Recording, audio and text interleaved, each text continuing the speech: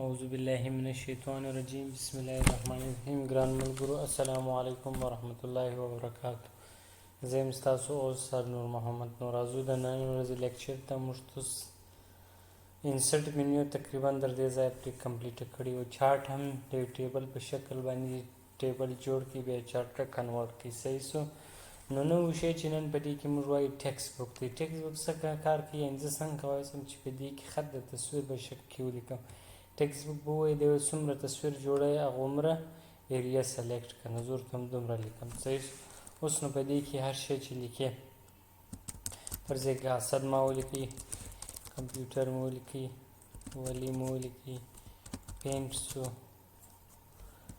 نو دا یو شی ما جوړ کړي صحیح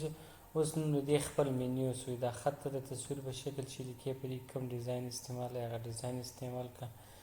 کم د نن رنګ ورکړئ هغه د نن رنګ استعمال کړه څنګه آوټلاین وکړئ هغه آوټلاین استعمال کړئ که دا کوچنی کوئ وغټئ اټومیټیک یې کوچنی کولی هم سي صحیح شو نو ګوره راته کولی شي چې خط د تصویر په شکل کې ولیکئ صحیح شو دا چې هر څومره مینیو تاسو سلیکټول نو دا مینیو تقریبا موږ ګرځولی دا خط سلیکټ کړه په څنګه طرز کې د ټیکس غواړي هغه ټیکس واخله د ټیکس څنګه دننه کلر وکړئ ټیکسټ څنګه آوټلاین د باندې رنګ ورکړئ ټیکسټ څنګه ډیزاین کې راولي هغه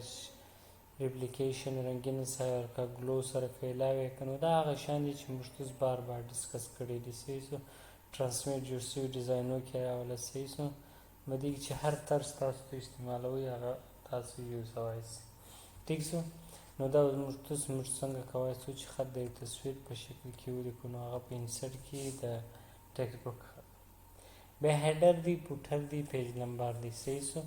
نو هیډر پوټر څه کار کوي یعنې نوم ورکړه د صفحې په سر کې یا د صفحې په پای کې وي ډیټ اینډ ټایم یعنې په ټولو کې تاریخ ټایم راولي صحیح شو ډیټ اینډ ټایم باندې به کلیک ووایئ صحیح شو ډیټ اینډ ټایم زه څنګه ووایم وایي اپلای ټو آل یعنې په دې کې چې هر څومره سلایډونه تا په ټولو کې اپلای کوي که په یو کې اپلای کوي هغه بیا په تا پسې ډیپینډ کوي ریسیز ګوره اټومیټیکلي ډیټ ورکړي که زه اوم منیو ته راسم نور سلایډونه واخلم اټومیټیکلي به بیا په هغو کې هم زه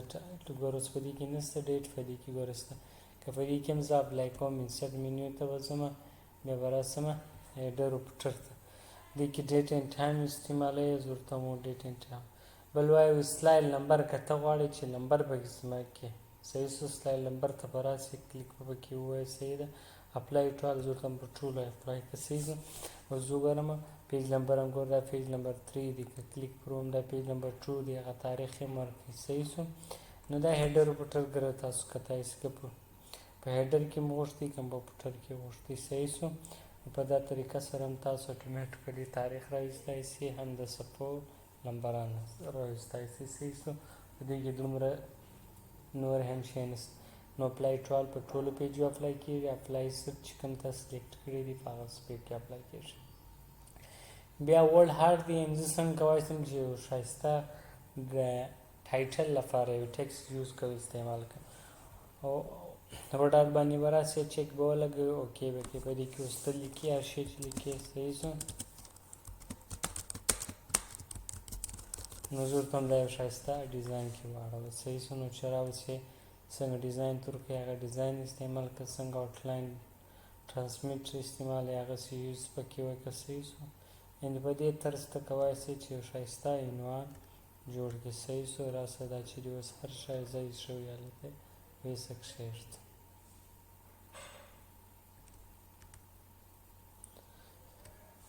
صحیح شو زه ته هم دلته کښېږده نو دا و د انسرټ منیو کې موږ تاسو ته ورډ آوټ کړه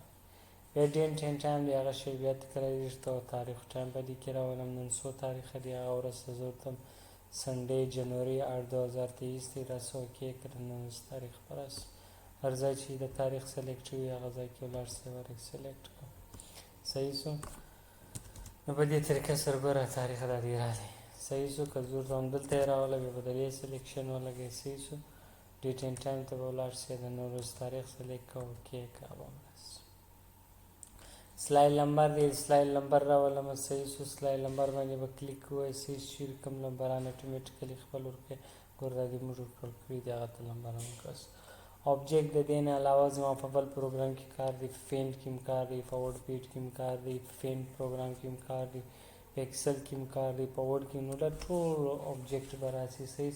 هر پروګرام تاسو سلیکټ وي هغه پروګرام خلاص کړئ. که زه ته په پینټ کې کار کوم پینټ سلیکټ کړه اوکې کړه سو اتومیټیکلی تاسو ته پینټ خلاص شي. پینټ پروګرام به تاسو ته خلاص دی چې هر پروګرام تاسو سلیکټ کړئ په کې به خپل آبجیکټ جوړ کړئ کار به وکړئ. هر آپشن چې اتومیټیکلی به پروګرام باندې تاسو څنګه بند کړئ تاسو ورډ پیډ ته به راشي.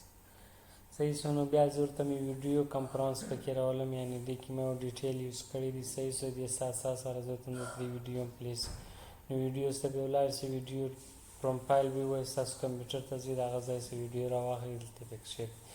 څنګه تاسو د سلاید ته راتلئ هغه ویډیو اپلای کړئ. صحیح سو دغه رقم اډیو صرف आवाज راولي. صحیح سو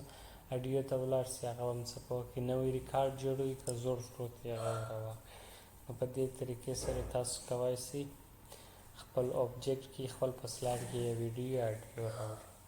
نو دا زموږ د سلاید وینیو انشاءالله سبا مخ ته ځو. السلام علیکم ورحمت الله وبرکاته.